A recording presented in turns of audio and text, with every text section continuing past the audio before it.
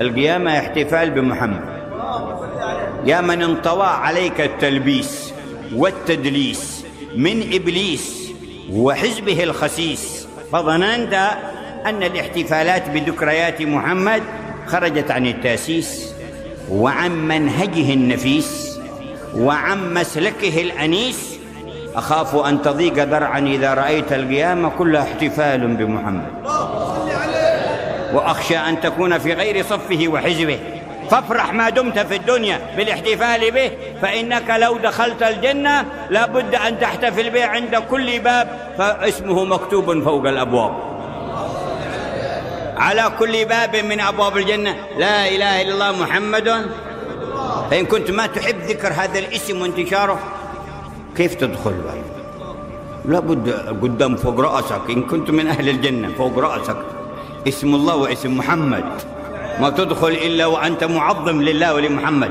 كل باب من أبواب الجنة يحرك فيك الذوق والشعور والعاطفة بعظمة الله ومحمد. لا إله إلا الله محمد رسول الله. وهذا الباب وهذا الباب وهذا الباب، والملائكة يدخلون عليهم من كل، وطلع فوق الجنة الأولى والثانية والثالثة إلى الفردوس الأعلى كلها وأبوابها كلها، طلع فوق الفردوس الأعلى سقفها العرش، وعلى قوائم العرش اسمه محمد. جنة احتفال بمحمد، القيامة احتفال بمحمد، في البرازخ احتفال بمحمد. أول ما يصل الميت إلى القبر ما تقول في هذا الرجل؟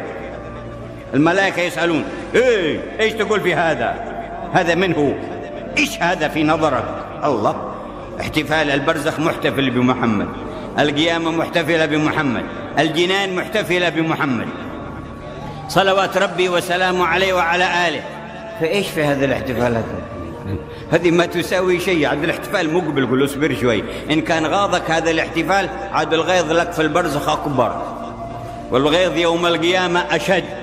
افرح بمحمد قبل أن تحزن، حزن لا انقضاء له. افرح بمحمد وبذكره وبذكر اسمه، بالاحتفال بذكرياته وأيامه ولياليه، فهو الأعز وهو الأكبر وهو الأشرف وهو الأعظم عند الإله الأكرم صلى الله عليه وعلى آله وصحبه وسلم. املأ هذه القلوب بمحبته، واحشرنا جميعا في زمرته ربي، واجعل آذان قلوبنا أجمع، القلبية واللحمية الراسية، مصغية لندائك وندائه وأخبارك وأخباره،